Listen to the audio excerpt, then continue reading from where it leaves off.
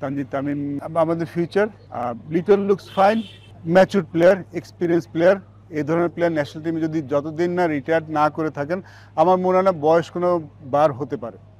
একজন খেলোয়াড় কেমন পারফর্ম করছেন, তিনি দলের জন্য কোথায় প্রয়োজন, প্রতিটা দলের কিন্তু একটা গেম প্ল্যান থাকে। কোনো খেলোয়াড় যদি সেই গেম প্ল্যানের সাথে যায়, তিনি যদি ওই গেম প্ল্যানের চাহিদা মতো খেলতে পারেন, তাকে দলে না নেওয়ার পেছনে কোনো কারণ নেই। ডেফিনেটলি এটা নির্বাচকদের ব্যাপার, কাকে কোন সময় ব্যবহার করবেন, কোন একাদশ সাথে কাকে নেবেন বা স্কোরটা কেমন হবে, সেটা আসলে একটা গেম প্ল্যানের অংশ থাকে, টিমের প্ল্যানের একটা অংশ থাকে।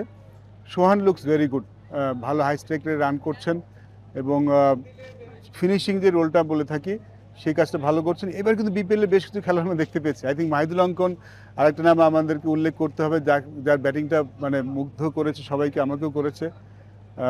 জাকের আলী অনেক আমার মনে হয় যে একটু কম ব্যবহৃত হয়েছেন, তাকে একটু আগে ব্যাটিং করলে ভালো হতো।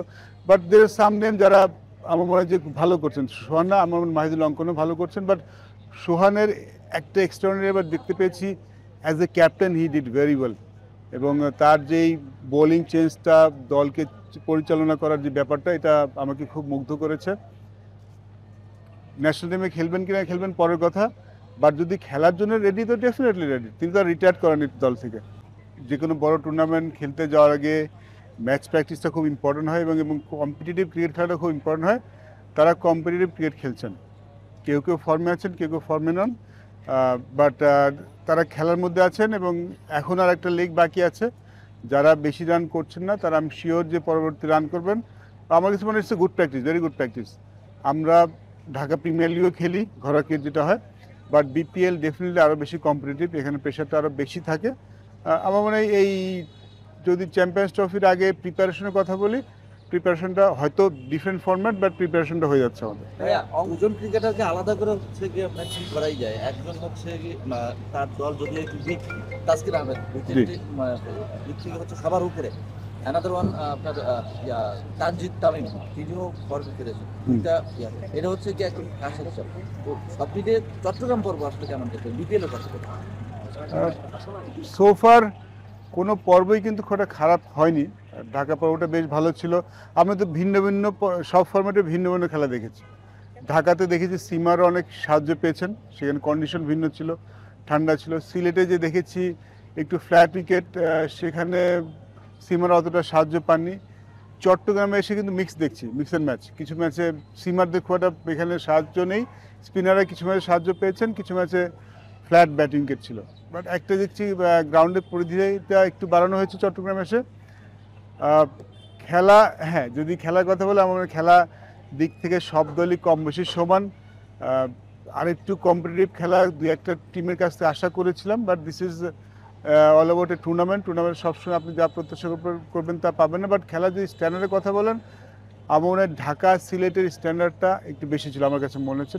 চট্টগ্রামে এসে একটু ঢাকা সিলেটের স্ট্যান্ডার্ডটা আমার কাছে কম মনে হয়েছে। স্পেসিফিক বোলার এবং ব্যাটসম্যান যদি আলাদা করতে পারি, আপনার ভালো লেগেছে চট্টগ্রাম? তানজিদ তামিম, ডেফিনেটলি তানজিদ তামিম, তা আমাদের ফিউচার। এবং কমপ্লিট ব্যাটিং করছেন এখানে, শুধু পাওয়ার হিটিং নন, ভালো ক্রিকেটিং শট খেলেও যে ভালো স্ট্রাইক রেটে রান করে দেয় সেটা তিনি দেখাচ্ছেন। তাসকিন থ্রু আউট দ্য টুর্নামেন্টে অসাধারণ বল করছেন এবং আই হোপ যে তিনি, আশা করছি যে তার ইঞ্জুরি ফ্রি থাকবেন, কারণ এই মুহূর্তে বাংলাদেশের কে বোলিং নেতৃত্ব তিনি দিচ্ছেন। He look very good.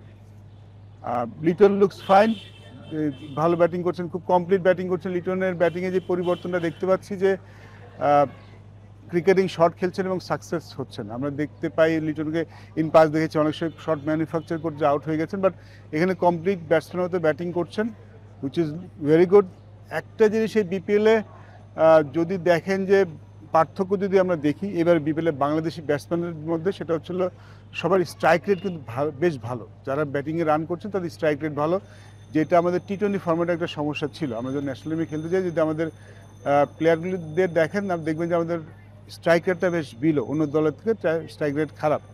কিন্তু এইবার বিপিএলের ফর্মেটে আমরা সবার স্ট্রাইক রেট দেখছি অনেক ভালো, অনেক টি-20 ফর্মেটে যেমন স্ট্রাইক রেট হয় ঠিক তেমন স্ট্রাইক রেট নিয়ে সবাই ভালো করছেন, which is a good sign for Bangladesh cricket. এর পিছনে উইকেটের তো একটা অবশ্যই অবদান আছে।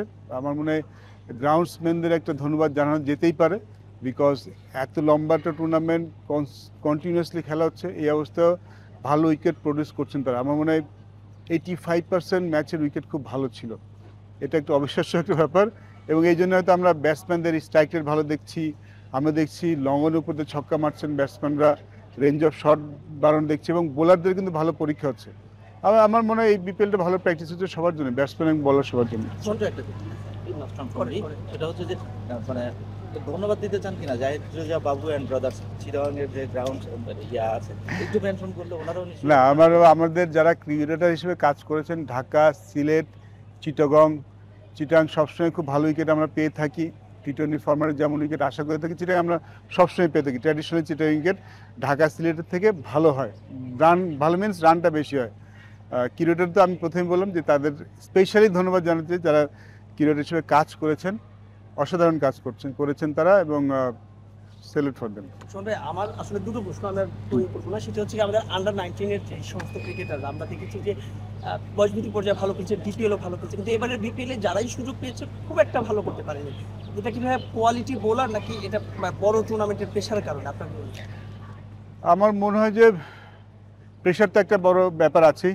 তারা মাত্র অনূর্ধ্ব-20 পর্যায়ের খেলা, আর এই পর্যায়ের খেলাটা একটু ভিন্ন। এই পর্যায়ে আসলে চাপটা অনেক বেশি থাকে, প্রত্যাশার চাপটা নিজের কাছে, দলের কাছেও একটু চাপটা বেশি থাকে। আর সেম টাইম তারা মাত্র খেলা শুরু করেছেন। শুরুর দিকে ঘরোয়া ক্রিকেটে হয় কি, অনেকের খেলার সম্বন্ধে অনেকে জানেন না। যখন বড় পর্যায়ে আসেন তাকে আসলে ওয়ার্কআউট করে ফেলায়, তার দুর্বলতাটা বের করে ফেলায়, যার জন্যে ওই ঘরোয়া ক্রিকেট আগে যখন খেলেছেন তাদের খেলার সম্বন্ধে আসলে মানুষ তেমন কিছু জানতেন না। যখন এখানে খেলতে আসেন ইনফরমেশন পেয়ে গেছেন, তার দুর্বলতার জায়গাটা তারা সবাই পেয়ে গেছেন। এটার একটা ভালো দিক, অনূর্ধ্ব-20 খেলোয়াড়রা এখনই বুঝতে পারছেন তার দুর্বলতার জায়গাটা কোথায় তাকে ইমপ্রুভ করতে হবে। এই ব্যাপারটা তারা যত দ্রুত শিখতে পারবেন সেটা ভালো। আমি বরং বলবো এটা মন্দের ভালো। শুধু ভালো বলে সেই দুর্বলতাটা নিয়েই তারা বড় হতেন, এই দুর্বলতার জায়গা নিয়ে কাজ কম হতো। এই টুর্নামেন্টে তারা কিছুটা হলে এক্সপোজ হলেন, তাদের সফলতাটা কোথায় তাদের ইমপ্রুভ করতে হবে সেটা ভালো ব্যাপারটা তারা এখানে বুঝতে পারবে। আমার শেষ প্রশ্ন ভাই, সেটি হচ্ছে গিয়ে বিজয় এবং লিটন দুজনের চ্যাম্পিয়ন্স ট্রফি স্কোয়াডে নেই, কিন্তু তারা টপ 3 রান গেটারদের দুজন। একটু যদি আলাদা করে মেনশন করতে, যদি আপনি অলরেডি লিটনকে নিয়ে মেনশন করছেন, এরপরে যদি বিজয় এবং লিটনের ব্যাটিং একটু মেনশন করেন।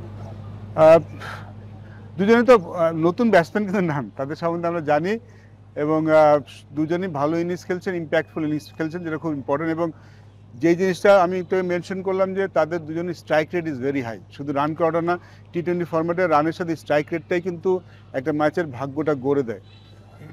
এটাও ঠিক যে 120 রানের চেস করতে আপনি স্ট্রাইক রেট বেশি বড় হওয়ার দরকার নেই, কিন্তু এবারের বিপিএলের খেলাগুলি কিন্তু সব একটু বেশি হাই স্কোরিং রেটের খেলা হচ্ছে, এবং সেখানে ব্যাটসম্যান রান করতে হলে কিন্তু স্ট্রাইক রেটের দিকে নজর দিয়ে রান করতে হচ্ছে, এবং দলে যেমন প্রয়োজন সে তারা ব্যাট করছেন, উইচ ইজ ভেরি গুড।